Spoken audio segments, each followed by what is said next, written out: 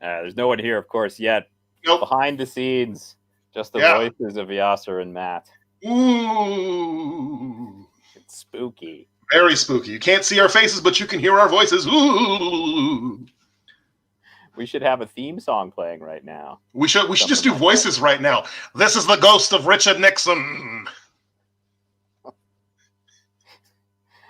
I think someone probably just logged in and logged out. Hey! People are like, what is this? Why? Why would anyone do this? We will soon see the actual faces behind. All right. Hey, I'm clicking us over to live. Whoa! Wow. Okay.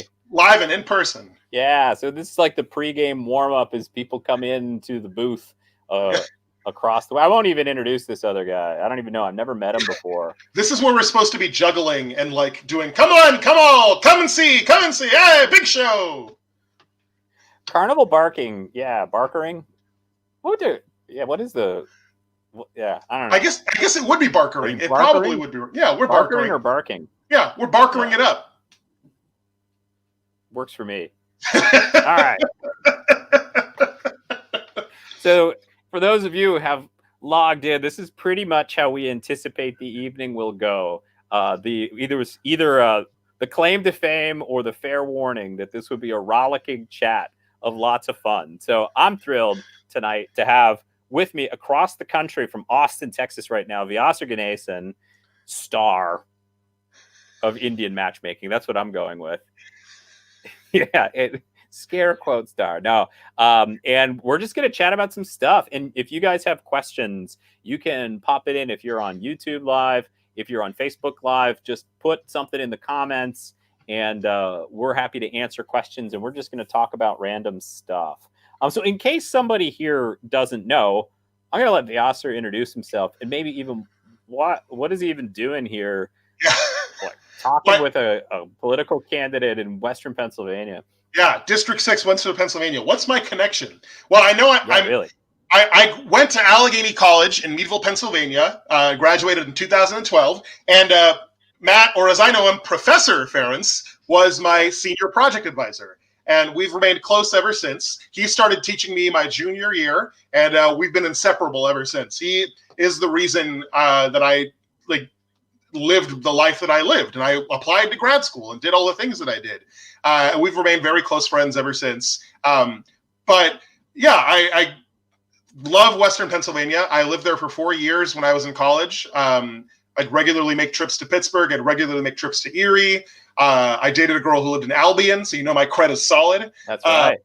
And it was a great 4 years, and I love the area so much. And I had the distinct privilege of introducing Matt at a single voice reading series last year. That was a lot of fun. And this is like the first time that we're actually talking. And I don't even want to know how it's been a long time since we've actually talked. So you're going to see us just stumbling over each other and giddy with excitement because we miss each other so much. We do. And the last time, so it was you visited, and part of the whole thing was memorable. But when you were here, you said to us, I applied for this like Netflix reality show, and so maybe you'll be getting a call. I don't know if I'll get it. And then we heard nothing about that. And then suddenly I see these promos, Indian Matchmaking.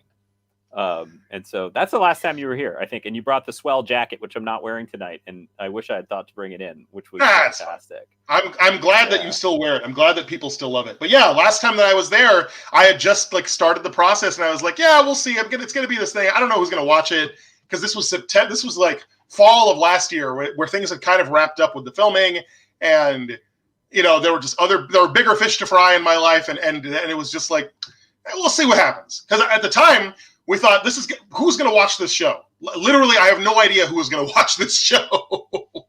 It's a docu-series about Indians in America and India trying to find love with the assistance of a matchmaker. And I was like, this is not 90 Day Fiancé. This is not The Bachelor.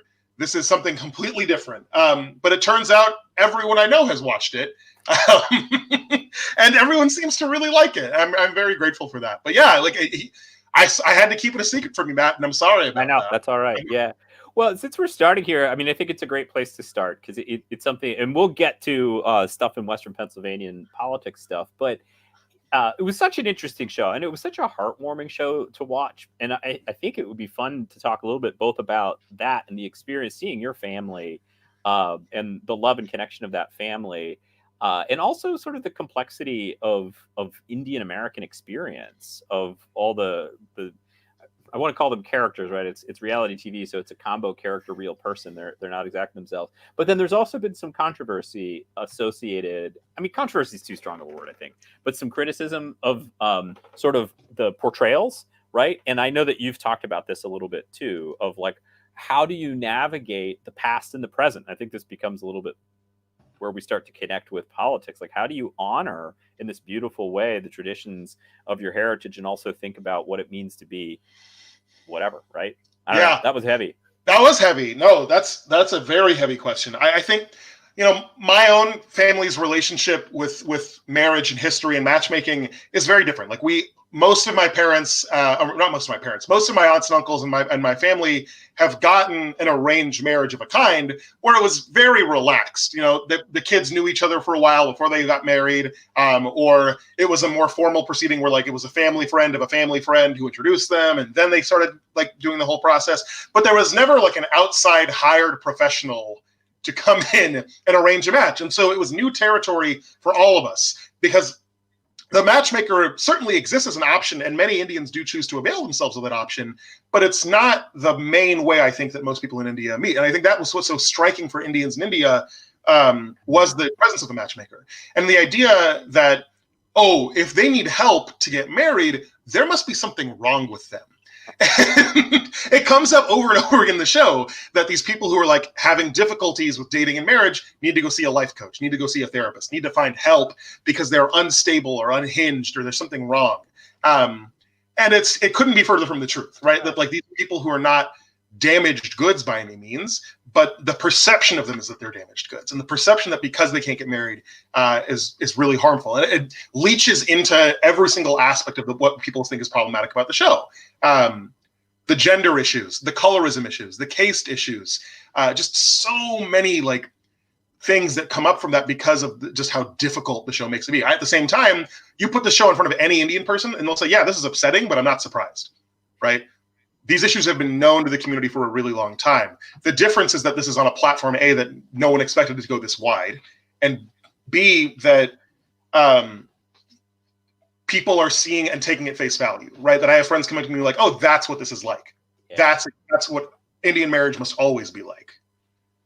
Yeah. Well, and it strikes me and I love the show, and I think, so much of what you're talking about, it's our shared genre as writers and artists, also the field of creative nonfiction, where you're not afraid to tell the full truth, right? Because we understand that we learn something out of that. And like, in some ways in my mind, I'm connecting this to politics in like a place like Northwestern Pennsylvania that has a complicated past. And if we just pretend that there's no complications of that residue in the present, we'll never move forward. But that doesn't mean we can't ignore it. And it's not a bad thing to engage those issues. And at heart, I mean, it was such truly, I thought, I was a homer because, you were in it, but it was such really a loving show. And that the respect that you were seeing from almost everybody that was involved, including Seema, who really seemed to take her work very seriously in not just like ramming people together, but to think about who they are and how they can be complementary to one another. Yeah. I don't know, that was a vamp of some kind. That was a good vamp. It was good, solid vamping. I think. Just Seema really does work hard, and I think that's evident that she's not like Match.com. She's not like Tinder. She really treats you like family. Like the more you get to know her, the more that you work with her, the more that you see things from her perspective and understand where she comes from, that she does work hard to treat you like family. But it's also like, it's a two-way street too, right? That she also has to give something. She also has to put stuff forward. And it's very easy for her to like get cold feet or feel strongly about a person. I think that's also something that people picked up on the show is like, oh my God, how can she say these things? That's who she is. I think that's going back to the writing thing. Like that's the role of a docuseries. It's not to varnish the truth. It's not to like present the script in a way that is shocking and defamatory. It's to show things as they really are. And I don't think it's the job of the show to necessarily say, like, this is bad and we're going to tell you that this is bad. It's the job of the show to show that, like, these are the real things that people deal with, bad or good. And then it kicks the door open a little bit wider for the next show. Like, we need gay Indian matchmaking. We need Guyanese Indian matchmaking. I would host the shit out of an African Indian matchmaking. That would be so cool. Well, right. Thinking of the diasporic experience of Indians across the globe, and do it. It was a lot of fun to work on. I'll tell you that. It was a lot of, and it's been like the whole process of becoming famous. Like, this is not the way I ever thought I was become famous. Back 8 years ago, Matt knows this. I was like dead set on becoming a college professor, on becoming a famous published author. That was my goal. That was my mission. I was like, if I'm going to get famous, it's because of that. It's because I'm going to write the best book. It's because I'm going to be the best teacher at the best school and have the best students.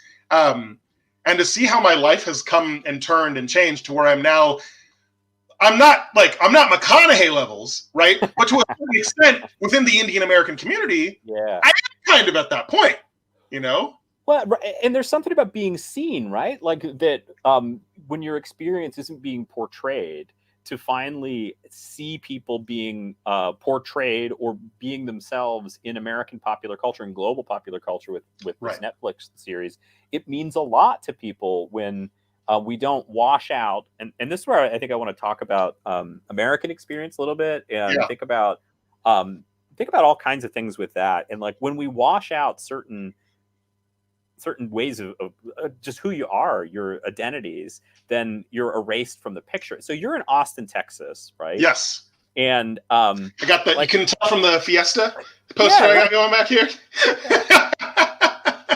And so when we think of Texas, and I think this is where we can think about some alignments with Western Pennsylvania, we have like shorthands of who we think counts, right? What's a Texan? And what's a rural Western Pennsylvanian? Mm-hmm. And let's talk about that, right?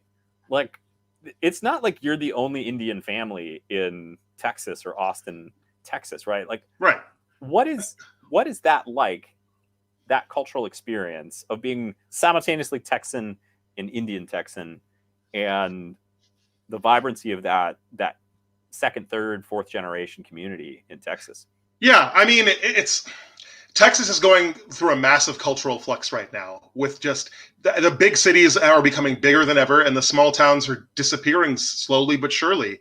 And a lot of the places that are sort of in between are having to choose which direction they want to go in, and for various reasons, whether it's because they got a university nearby, so there's like lots of room for growth and building, and or it's whether they have industry nearby, like oil or rock and quarrying. And so where Indians fit into this, I mean, obviously Indians generally gravitate towards, you know, the cities for different reasons, whether it's the model minority stereotypes with engineer, lawyer, and doctor, or whether it's because of universities in the area. I mean, we've got a lot of great schools down here, and so a lot of Indians gravitate here towards that. What I've always noticed consistently, especially with Indians of my mother's generation, is it has nothing to do with either of those reasons. It's climate. We love the climate. It is hot. It can get humid. You got your high desert, your low desert. You've got your your Rio Grande Valley. You've got rivers. There is something about the Texas climate that feels very comforting to Indian people here, and it draws them in immediately. It definitely, like my mom has said, that this is the closest that she's ever felt to India is when she's in Texas and when she's in Austin. It's the closest that it feels to being in India, just climate wise. And that makes a big difference. I think it's something we tend to underplay and undervalue because people, get bored talking about the weather, but it's a real thing. If you're going to live here, you got to have a respect and value for the climate. Can't say that much for Western Pennsylvania. You guys have climate's a whole other can of apples there. But I don't know. It's an interesting experience to think about. It's just like the shared appreciation that the cowboy culture and Indian culture has for Texas weather and the craziness that it is. Because it's a saying as old as dirt here. You don't like the weather? Wait 2 hours. It's going to be different. It's a very common thing to be driving somewhere in East or West Texas, see a rainstorm ahead of you, and turn around and see bright, blue skies and sunshine behind you. Yeah, there's a commonality with northwestern Pennsylvania, at least in the winter too, right? The snow belt coming through. But what strikes me there is sort of when we think about places like Texas and those different capacities and sizes of towns you're talking about, but here as well, that there's a pretty vibrant refugee community in Erie. And in Meadville, there's a small but vibrant community of not who you expect, who are moving in. And like one of the ways that I think Texas has successfully moved forward, Houston has massive, I don't want to call them immigrant communities because they've been there for generations, but like the Iranian community is huge in Oh, it's Houston. massive. It's so big. Yeah. And that there are these, if you're welcoming, right? And if you think about that American experience and how it's enriched by this in places like we have here, that starts to change things. And you're as Texas, you've got cowboy boots. I think I saw your cowboy boots, maybe a big belt buckle. Yeah, I've got a big belt buckle. I have a very big sombrero hat. I used to have a really beautiful, like pristine pearl white cowboy hat. Yeah, right. And that's what I love is like this idea that we're a constantly evolving and fluxing nation that rebuilds itself, revises itself throughout time, and it's these reductive attitudes, like the reductive concept of what Texas is, right, erases that experience, and reductive senses of what we are up here would too. Yeah, it pushes people to the margins. It's what we saw consistently in the 2016 election, and it's what we see consistently with politics, is how when you marginalize groups, when you marginalize people, it provokes a response. And sometimes there are groups that are easier to marginalize than others. Sometimes there are groups that are easier to silence than others. But when you create the feeling of marginalization in America, like America was founded on the notion that if you marginalize me, I will overthrow your government. Right. If you treat me like I don't matter or like I'm only this, I'm going to show you in the most aggressive way possible that that's not who I am. Yeah. We're built in resisting marginalization. So we've got a couple of questions that have come in, and I'm going to toss this first one. It's going to cover our entire faces, and then I'll read it out loud and put it down because it'll cover. You're taller than me, so it'll cover all of my face, and you can rise up. This is from Emily Rarovic. Question about Indian matchmaking, of course. I imagine the people on the show did not pay for Seema's services, but that outside of the show, her services are quite pricey. Do you think there's a financial barrier that means either most people don't get the opportunity, or the people who do may come from a more blue-collar middle-class background, or that people who come from a more blue-collar middle-class background won't be as successful in the matchmaking scene? And hi, Emily. Good to see you and see your picture. And I'm going to click that off so we can see again. Sure. I think that's a fair point, Emily. I really do. I think you're right. Like, I didn't pay for Seema's services. I work in public education. Like, I'm not ever going to make the money I need to be able to pay full price for what she offers.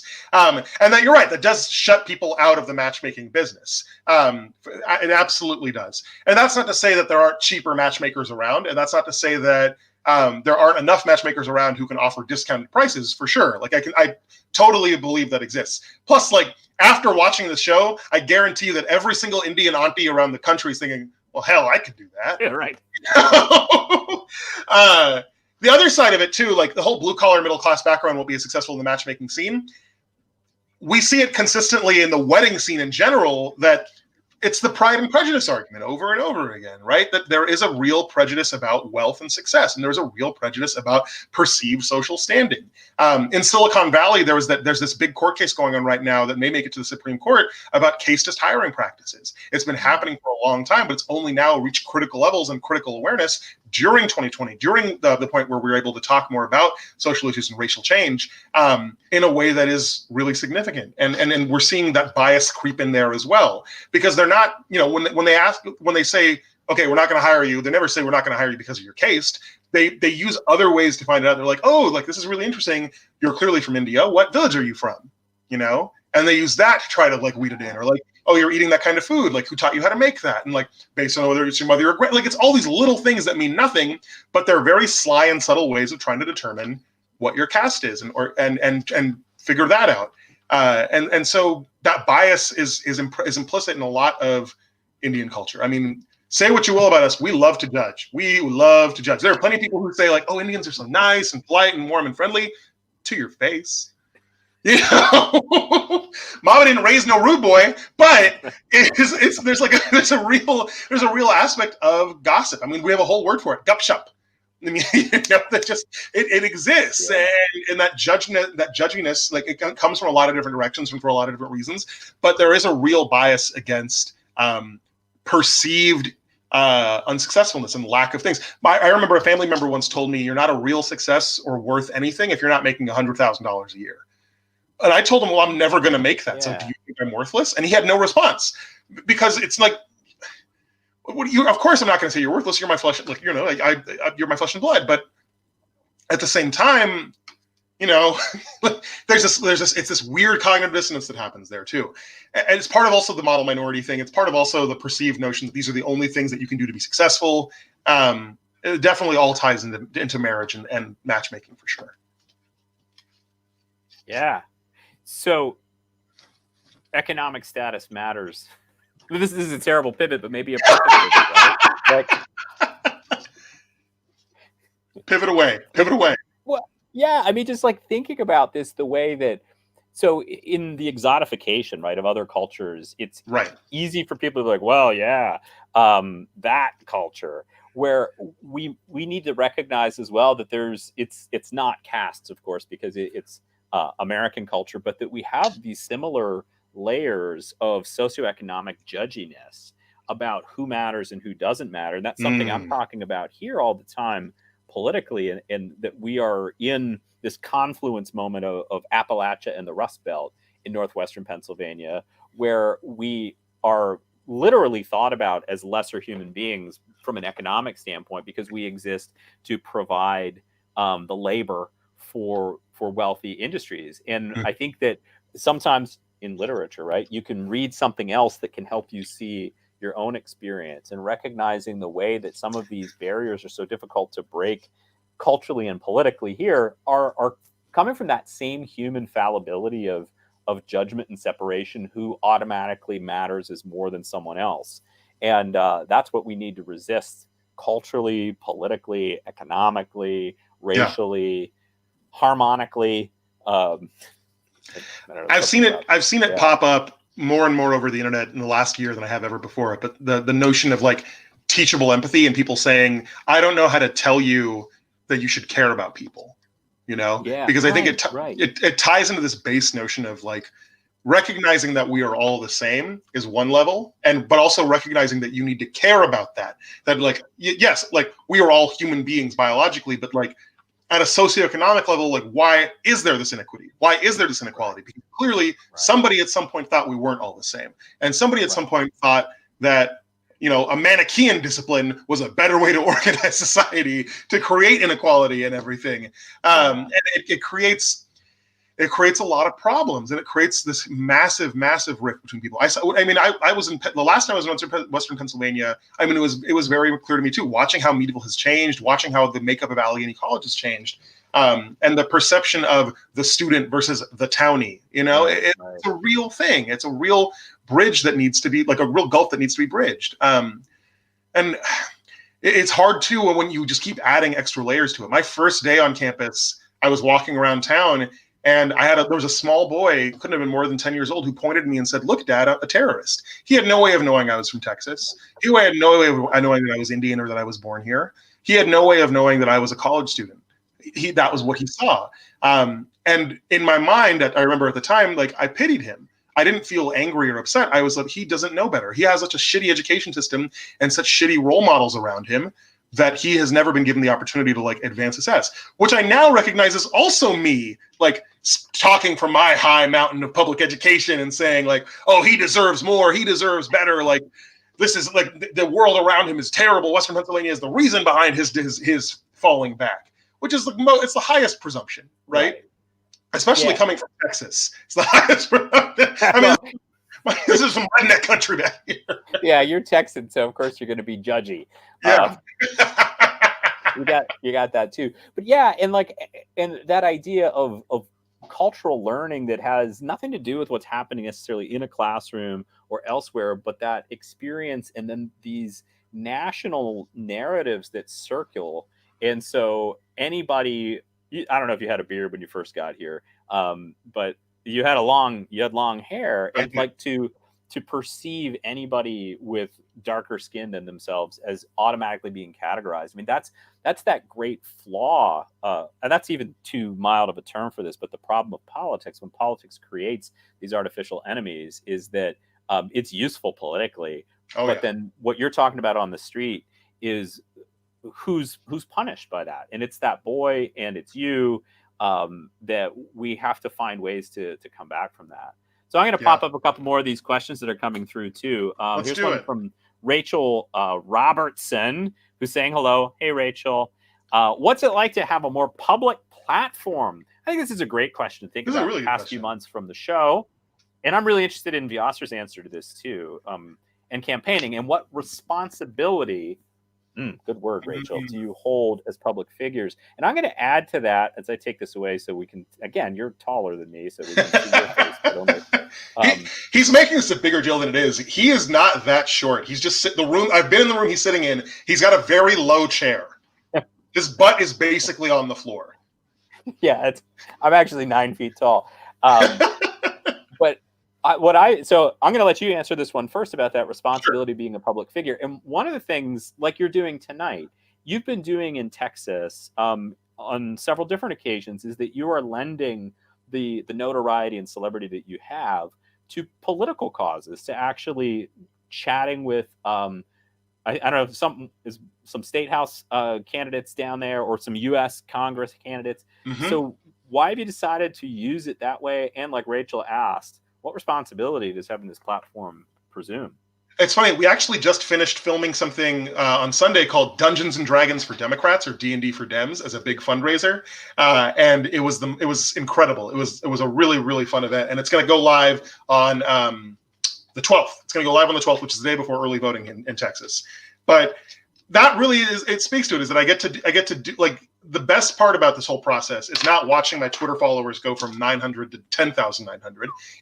Which was pretty sweet and a trip. But the best part of it is getting to do things like this. Like, I have always spoken like this. I've always wanted to do stuff like this. But now I have the point where I have people willing to listen and willing to lend me their ears and willing to just let me talk and try things, and being willing to hear me out. And it is an immense responsibility. It truly is, because I recognize that I'm 30 now, but there was a time when I made less wise decisions. There were times that I said really shitty and terrible things. But it's not even about making amends or atoning for that. What it comes down to me to is how I've always seen it. Like, this is going to be a much longer story than I intended to be, but just roll with it.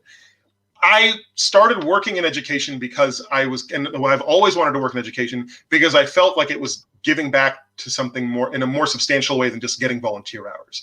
I had the gift of great education myself. I had the gift of going to an amazing small magnet school in Austin. I had the gift of going to one of the oldest liberal arts colleges in the country and being taught by incredible luminaries. I had the gift of going to an Ivy League institution for my graduate program. And I had such amazing people that I got to work with and just learn from, that the only way I can pay that debt is to pass it forward, is to keep giving that gift forward as much as I can. And this has become the same thing for me. I had the amazing opportunity and luck to be on a show like this that I, in a million years, never thought I would ever want to do or just get to do. And that I got to do both of those things, and that I enjoyed it so much, feels like a gift. And this is how I give forward, is by trying to share that exposure, trying to share that limelight, and trying to lend my voice and my support that I've gotten from this to as much as I can, to do as much good as I can. And it means more now in 2020 in the pandemic, because Texas has a real chance of flipping blue. You heard it from every single political pundit out there, whether they're stealing from each other or actually looking at data. Texas has a very real chance of flipping. And that means the world to me. Because right now, politics in Texas are really scary. I'm not going to lie. Things are not looking great for a lot of places. My city, Austin ISD School District, I think something close to half or more, the school board is not seeking re-election. Wow. That means that we're going to have an entirely new school board basically next year, in a time where education is becoming crazy, where everything has moved online, where kids are like trading masks in schools, and there's so much fear around it. And being able to talk about these things, being able to lend exposure and raise awareness and raise money for candidates who need it, who deserve it, who are going to change the future of this state, feels really important. Matt is the only candidate outside of Texas so far that I've spoken up for and that I've tried to endorse and work heavily for it. And not just because he's my friend, but because he is the right choice. Because if I'm going to vote for a white man, it's going to be Matt. You know? And I think, too, just in terms of my interest in politics as well, like I had my government teacher back in the day told us all, if you believe in democracy, you have to engage with it on more than it's just a superficial level. Voting is the first step, but maybe think about, working for a campaign. Maybe think about volunteering as a poll worker. Maybe think about getting more engaged at some level. Hell, think about running, because it doesn't matter if you win or not. You just have to run to see how it works and to engage with democracy fully. If you think this is the right system, and you think this is the way that things can work, it's worth trying and it's worth doing and pushing and trying to preserve through that action. And that stuck with me. I wish it stuck harder when I was in college, because I remained pretty politically apathetic when I was there. But that's what I get to do now. I get to try to make a difference now. And I'm really grateful and happy that I get to do that. I'm grateful that my platform lets me do that. Yeah. And I'm going to echo part of what you were. Oh, I'm sorry. Part of what you were saying is that, and I love this question, Rachel, that having a voice, I think automatically, regardless of what that is, comes with the responsibility of using that voice, as you were saying, Vyasar, to lift up people who don't have that voice. And it's the same thing. Like if you're in any position of power, whether it's you're the boss at work or you're the president of the United States, your responsibility is to use what you have in order to help the people who don't have it. Mm-hmm. And so that's the big responsibility that I see in having a bigger platform as a candidate. Though as a state house candidate, your platform is not super huge. But then the other part that I think is embedded in everything we're talking about and is so central to how I think about the world in this campaign is there's a slogan I use is that we live the stories we tell, or the stories that are told about us. And that when we don't see people raising their voice or having candidates who speak to different ways of being and mattering in places, then we don't see them as different than that. And so in a place like Northwestern Pennsylvania, that if you're not here, it's going to be cast out as Trump land or as super red. But even if that were true, 40% of the people that are there are not that way. And I think that those numbers are even different, is that there is more diversity of thought and more diversity of experience in a place that seems homogenized like Northwestern Pennsylvania than we think. And so I see that as one of my particular responsibilities as a candidate is to, from the position that I have, and as Vyasar said, if I'm going to vote for a white dude, right? Like that's also a position of responsibility, is that the video game's set on the easy setting for me.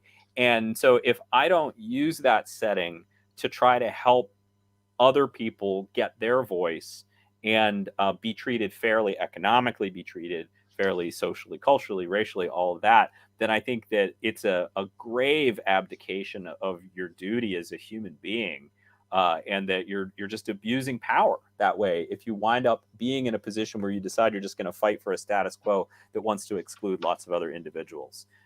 So yeah. All right. Next hard-hitting question coming up. I just wanted to go to Rachel's thing. Matt was already a fairly public figure, before he ran. I mean, he published what, 2-3 books at this point now? Like he was two at this point. Yeah. Yeah, 2 3/4. With all the essays, but like he had name recognition to it to a certain extent already, and so it's really interesting thinking about it in terms of his context, that his public platform, his public notoriety has been steadily climbing up and increasing, and the fact that he, like, it's not just what he, like, how he climbed, but if you look at the actual substance of the books he's working on, everything he's saying on the campaign trail is stuff he said in his books. He's talking about Appalachia. He's talking about the need for common human dignity and the need for understanding that we're not all cut from the same cloth, but we all deserve the same space at the table. He's been saying that since day one with all of his work. And it's real, and it's incredible to see him doing it now on this kind of platform. And it's the most, like, rewarding thing for me, because I can tell people, like, that motherfucker taught me. Sorry to swear, but that motherfucker taught me. And like, it's incredible. It feels good is not even the word big enough to describe how good it feels. Wow. Yeah. Well, that makes me blush. Next question. All right, so this one's important. From Samantha Stanko, largely irrelevant. I think this is very irrelevant. Is that painting behind me, or the ghost of Shakespeare? I think it is unclear in this world whether there is a differentiation between the ghost of Shakespeare and me. It's true. But yeah, it's a self-portrait, and I wish I had like a laser pointer to point to those two. I'm not a very good visual artist, but I noodle around, and that the one that you're looking at with the mustache is a mixed media self-portrait. The head, the skull, is actually a map of northwestern United States up into Atlantic Canada, and the eye on the I guess it would be the right as you're looking at. So it's the left eye is just tinfoil, because it's I made this after my brain tumor recovery, and that I'm somewhat significantly blind in my left eye as a result of that. So that's part of what that is. And then next to it is Saint-Renard de Ipe. Nate Youngblood's here, and he can correct all of my French pronunciation there. But it refers to a fox that when we were up on Prince Edward Island, there was a half-blind fox that I saw that was sort of an animal that, before I knew that I had a medical issue, it sort of came out and kept saying hello to me. And so I think of it in some way as a messenger. So those are those two kind of icons. I'm using iconography styles from kind of Byzantine Catholic stuff. So anyway, that was a very long answer to that question. And it was such an important question, I left it up there for a minute. Stanko was also an Allegheny alum, so I'm sure she appreciates us being there. And you've got much cooler stuff around you than I do. I have this magic ring that's a lot of fun to play with while I talk to students, because it freaks them out with all the noise that it makes, and it like goes up and down your arm. Real fun. But yeah, you got much cooler stuff than I do going around there. Yeah, well, there's a lot of not cool stuff. So I'm going to pop up. This one's from Glenn Tuttle, who has been engaging nicely with a lot of what we're talking about, mentioning exposure, secluded and lack diversity, and you add rabid social conservatism and you have a huge problem. And I think what Glenn's saying there speaks to what we're both talking about, is that part of the way that we can resist those narratives is by showing the way those narratives break down from real people in the area. And that, while it is true that I would not deny that there are significant problems of what Glenn's describing as rabid social conservatism, and I don't even like the word conservatives with it. It's bigotry in places like that. You'll see Confederate battle flags flying beside US 6, which is the Grand Army of the Republic Highway, which is named after the Union Veterans Association. Is a signal of the problems we have. And so we need to have people stepping out of the shadows. This is what I love about 2020, is that so many people who have not been comfortable standing up to these social bullies are standing up. Some of them are running for office. I'm not talking about myself here, but in other places they're running for office, or they're volunteering, or they're using the platform like Vyasar has to help lift up good candidates in Texas and elsewhere. And I see this great resistance to the decline by people waking up and saying that one of the worst complicities to badness is to just let it happen without saying something about it. Yeah, it's true. I don't know if you understand anything about that. Yeah, I was thinking about this notion of rabid social conservatism. My girlfriend's a nursing student in Ohio, and she lives in Pittsburgh right now. And she was telling me the story about how one of her friends is a Republican, but she hates Trump, and she hates that people think he's pro-life, and that he's not stand for life. Because she was saying, if you're going to be pro-life, you have to stand for all life and the value and dignity of everyone's life, which he clearly doesn't stand for. And how there's so much pressure in her little conservative neck of the woods that it's like having a dissenting opinion means the dogs are going to descend upon you. That there's no space for someone to be Republican but also not vote for Trump. That it becomes this really, really intense thing. So I don't know about it being rabid social conservatism, but I do think that within the Republican Party and within people who follow that, there is so much peer pressure. There is so much peer pressure to go one way, to only look one way, and to only have your blinders on, that it makes it really, really hard to stray from the pack. I think that to a certain extent too, the left has the same issue, right? I think that it looks different and it's expressed itself in different ways, but we also are a generation of people who gets our information from looking at a screen, right? Who very much can live in a news bubble on Facebook and other platforms. It's very, very easy to live in that news bubble. It's very, very easy to only have that kind of environment around you.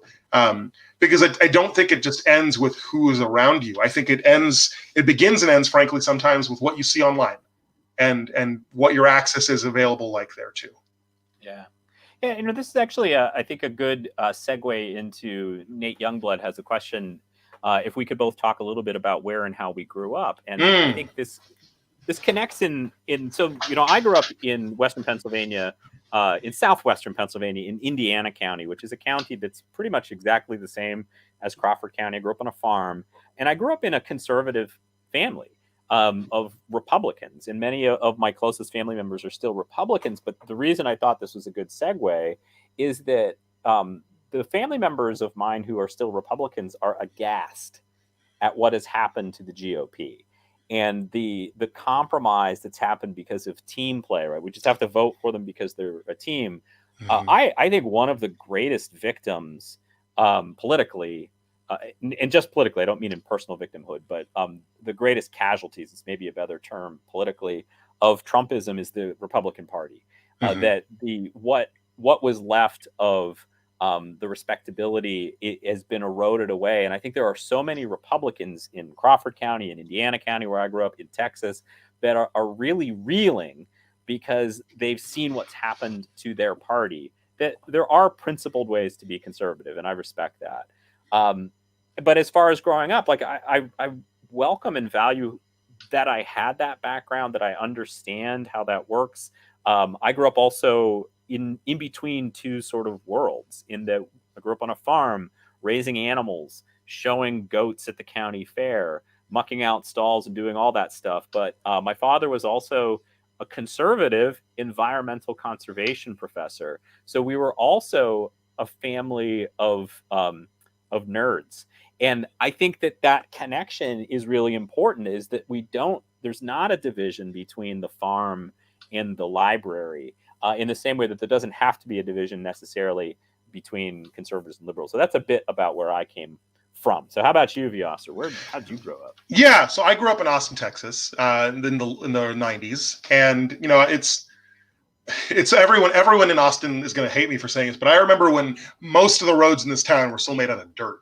That we really were a little big city, that we had a very small downtown and a lot of suburban sprawl, and that we did have dirt roads everywhere, and that this was still a city where you could find cheap student housing that wasn't like an apartment or a dorm. It was an actual house with a driveway and a lawn that you could get for $400 a month.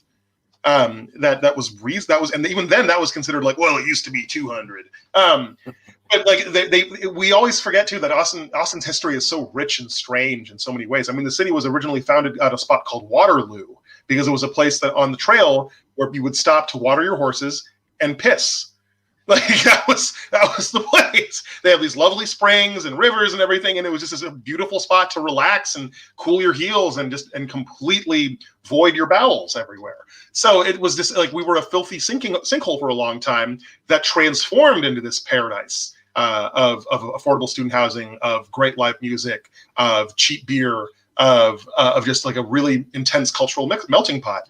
At the same time, I was also growing up in a period where Russian politicians would come to the Capitol to learn how to become more corrupt, because Texas politics was legendary in its corruption. I mean, carpetbagger legacy, the whole notion of like Reconstruction Texas, and like the notion that Texas is still the Wild West, that you still need a gun on your hip, that you are still a frontiers person out here, is so endemic to Texas culture. And Austin has always stood out against this as, take it, but make it weird. You don't need a gun on your hip, you need a bong. And it just looks different. It just looks very different. So like I grew up in this, with a single mother, and later the rest of my mom's family came and stayed with us and settled in Austin as well. But for about 10, 12 years of my life, it was just me and my mom living in South Austin, on a street that was completely more diverse than anywhere I've ever lived since, including New York City. That one street, we had Dominicans, we had Puerto Ricans, we had Hispanic people, we had Black people, we had Indian people, we had white people. We had a huge diaspora just on that street. And I played with everyone's kids, and we hung out all the time. We went to the same schools. We played on the same baseball teams. And it was incredible. And I think about it, too, because now you just don't see children playing outside anymore. You just don't. And it's changed in a really dramatic and big way in that shift. But yeah, my upbringing was very much in just old Austin, where things were quiet and peaceful before all these naughty liberal rabble rousers moved to town and, took us all from behind. No, it was a very, very different world. The change that has come, I will say, is for the better. The buses are much nicer. The roads are easier to drive on. Yeah. People that I may not have as many friends outside, but fewer and fewer of them are trying to tackle me and take my lunch money, which feels good. That's a good so I'm going to stack a couple of comments that have come through and questions together. And I think that they're all related to this. So one, this comes from Angie Sharma, who's saying, I'm so surprised at this day and age, we still have to educate ourselves on diversity and inclusion. Having been raised in the U.S., our country is such a melting pot. But why do we still have a division? How do you see bridging the gap? And then one a little bit down below, going to pop up here, which I think is the connection. I'll talk about this, is Laura Carpenter says, I wonder if you could discuss more about education in the area. And I think we could talk about both areas here. And part of that, I think, for both Vyasar and me, is going to come back to personal story, is that I've been publicly educated my entire career, or my entire life. I grew up, I went to a public elementary, I went to a great public high school system. And then I went to IUP, which is a public university, one of the 14 state system universities in Pennsylvania. And both of my graduate degrees are from land grant state institutions, University of Pittsburgh. I guess that's not a land grant, actually, but it's a state-related institution, and West Virginia University. And what I would talk about with education in the area, to Laura's question in particular, and I think this also comes back to Angie's question, is that one of the things that I value about the education was the breadth of opportunity and the wideness of the horizons capable. So I was really active in music in high school. That was my thing in high school. I was a musician, also was in theater, in the band, but also in all the classes. I was on the swim team also. No one plays a sax like this man. That's right. But that one of the things we see in places like Crawford County, when budgets get tight in public education, is that the first places we start to draw out of are the horizon widening things. We draw out of foreign language education, we draw out of arts education, we draw out of some of the extracurriculars that kids have for opportunities. And that's a big way to, first of all, figure out who you are as a human being, to engage the arts, to understand that people think differently than you. And to Angie's question, is that getting out of a small town through some of these arts environments, you start to have that productive hanging outness with other students who are different from you. And that changes everything. And in college too, like if people have that opportunity, the worst thing we can do for any child is to decide that their horizon is going to be here, whatever we decide that to be, and then make them drive toward it. Whether that horizon is we make everybody drive toward a college education, because that's not necessarily the right horizon for everybody, or that we disdain even the possibilities of people doing something out of a small town, so everyone has to head into industry. So I think that's what I see for education, is we part of why education needs to be well funded is not just to raise test scores. It's so that we can help expose students to everything that the world has to offer, so they can make informed choices themselves as adults about what pathways they want to talk. You're an educator too, Vyasar. Talk about your public school experience and how you see. Yeah. Oh, Laura, I'm sorry I'm interrupting. Laura just talked about Edinburgh. Yeah. Well, I don't know that the university itself is determined to do that, but that the belt tightening of the Pennsylvania state system and legislators that don't want to pay for it could dramatically affect a really good arts program. Sorry, Vyasar. Yeah, you're good. Honestly, Laura, that's the same thing that's happening here. You saw we saw all this promising talk about not STEM, STEAM. We're going to add arts to the STEM language, but very little headway has come up. And if anything, like they've continued to slash arts budgets here too. It's the same all around. Yeah, I mean, I'll speak specifically before I speak broadly. Texas operate and most of the TEA operates on something called the recapture system. So certain districts are designated as recapture districts, and any money in their budget that they don't use is shuffled off to other districts to be used with the intent of like funneling more cash their way to like make things easier. The problem is the metrics for determining who is recapture districts and who isn't were set in the 60s, 70s era and have never been adjusted, never been touched. The same math, the same formulas, the same econometrics and everything that was what they were using there, we're still using more than 40, 50 years later. And it's caused a lot of real problems because for the last 2 decades, every single year, AISD, my school district, has announced they've been in a budget crisis. You can't have a budget crisis for 2 decades. If you had a company that had a budget crisis for 2 decades, you wouldn't have there would just be no company anymore. You know, they wouldn't have a company after the first decade, really. And what we've seen is that like these school districts that have changed so much and grown so much and have diversified so much are losing money because they're not able to build and save long-term wealth for bigger projects. So that's why in 2015, the city of Austin passed a $16 million bond, the biggest bond that ever passed, specifically for Austin ISD, specifically to fund public education projects. This is money that should be coming from the TEA, school maintenance, modernizing schools, providing like reliable internet in schools. Why isn't the Texas Education Agency working on this? Why is the city council having to fund all of these initiatives when they should be funding everything else for education? They should be providing extra stuff, laptops and tablets for every child to take home, you know? And what we're seeing is that the money that's going from recapture districts and being funneled into other districts that have also changed and are no longer suffering is they're spending this money on ridiculous things. There was a story that came out a few years ago in La Jolla ISD near Houston and Dallas. They had so much money funneling in from recapture funds alone, they built a water park. They literally built a water park. And then when they were questioned and investigated, they said, well, it's for the students. You know, they can work there over the summer. Same thing with the faculty. They have like, we're providing employment and it creates an income for our district. And it's like, well, then clearly you don't need recapture money. If you have got enough money to throw into a water park, why are we having this conversation? Why are we even thinking about recapture as a system anymore? But it comes from the core notion of education is always the most cuttable asset because public education is so easy to point out its failures. Test scores haven't improved. College graduation rates haven't improved. All of these things are failing and it's public education's fault. So let's continue to remove legs from the table. Let's continue to chip away at it because it's not working. It's never going to work. So why bother trying to fix it?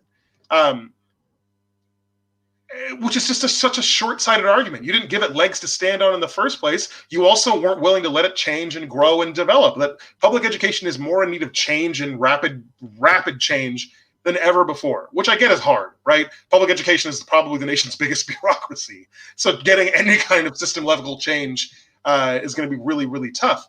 But it has to start somewhere, you know? And I think there are a lot of good ideas floating around that need more attention.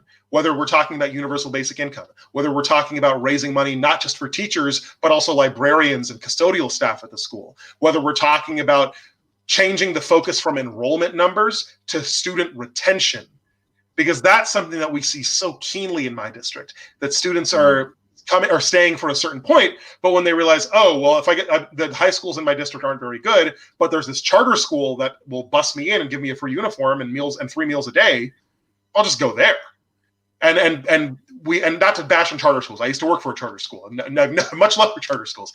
But it tells you something about people's faith in their own school district and how enrollment numbers are decreasing. A local news agency recently posted that if enrollment numbers keep dropping because of the pandemic, AISD is going to have to lay off 200 people across them. And that's really scary, especially because teachers this week just started coming back to the classroom. I know I'm going on for a while, but all I'm trying to say is that reinvestment in public education doesn't mean propping up the parts that are bad. It means reinventing them. It means trying new things and being willing to take risks. Yeah, and thinking about, you mentioned people losing their jobs, right? Teachers, and it's a lot in a district like Austin. One of the things we forget about is how many people are employed in so many different ways through these sorts of public goods, through education. They're whether it's university level or whether it's primary, secondary schools, these are fabrics of the economy. and the future economy, like present and future economy. And it's something we need to think about. I'm going to pop up a comment that Nate had here too, which I think is really important. We're talking about Crawford County and, you know, the experience of Pencrest School District in rural Crawford County still has this opportunity for all of this intercultural connection, global intercultural connection. And that's an important thing. And my hunch here is that Nate would probably report that it gets harder to see that in some ways with the cuts that we have. So it's important that we allow that to happen. And in some ways, with how good we're getting at this kind of thing across the screens, we have opportunities for this. We really do. Mindful, yeah, you know, we probably ought to wrap it up around 8 o'clock or so. And something we haven't talked about at all that we need to, because I think it was promised. I don't think we have time for home improvement, but comic books. Oh, God, yes. What are you reading right now? Well, you know, I am not reading any comics right now, I have to say. And like, I'm not as much of a comics person as you, and it's one of my great failings in the world. Though the world of the graphic novel and the graphic memoir is fantastic. So the question is, what are you reading right now, and what should we be reading right now? I just picked up a great series called House of Mystery by Bill Willingham. He's in a lot of other stuff, including the Fables series, which I really like. Hellboy is always a great turn to. It's always a great page reader, especially for just the good, solid pulp nature of it. But yeah, I mean, we're living in the golden age of comics right now. I mean, the web comics are doing really, really well right now. The Boys is a great series right now. Highly recommend them. There's just a lot of great reading material out there. It's been great to like revisit stuff. One thing that I've been rereading consistently in 2020 is a book by Will Eisner called The Plot, which is about this vampiric-like text called The Protocols of the Elders of Zion, which was Russian propaganda used to discredit certain ministers and incite the pogroms against the Jews. That keeps sort of reappearing in anti-Semitic hate groups over and over and over again. And so Will Eisner tries to track the history of this book to really destroy it. But it just goes to show that like how pervasive groupthink is and how the need for an other and creating an enemy is so endemic to cultures worldwide. I mean, this book has been printed in Swedish, Latvian, Hungarian. It's been printed all over the world in so many different languages. And it's nuts because it just won't die because of how prevalent anti-Semitism is and how the need for establishing an other to elevate yourself and elevate your own power is so powerful. And so I've been reading a lot about that, and I've been really enjoying Will Eisner. He is such a genius when it comes to the graphic form. Yeah, it's awesome. It reminds me, one of my favorite graphic novel comic books of all time was Superman Red Sun. In that, you know, in similar ways, using this platform to kind of do this cultural work. And for those who don't know it, which might be a lot of people, it posits what would happen if Superman's capsule landed 12 hours earlier or later, and he crashed into the Soviet Union instead of the United States. And then Superman is still the same guy, benevolent, but he believes in Mother Russia. And so it's just a fascinating restructuring using what I think comic books can do, this imagination in ways that other genres can't, to think about what happens if you have that person who's working for Stalin. Stalin was actually like his dad in that. So it's pretty interesting stuff.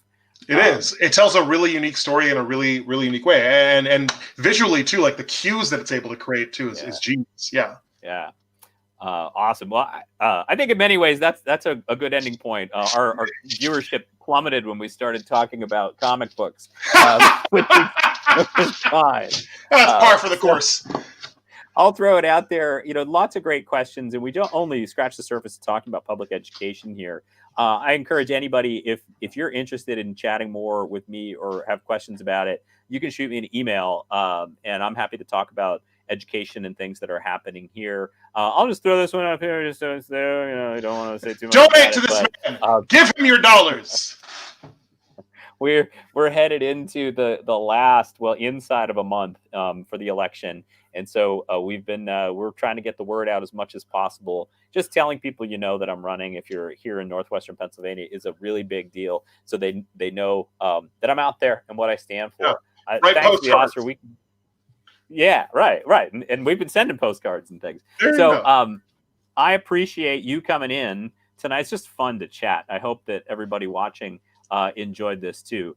Hang in there, everybody. It's like, I don't know, it's almost Wednesday. Take care of yourself. Go on walks. Bundle up if it starts getting cold.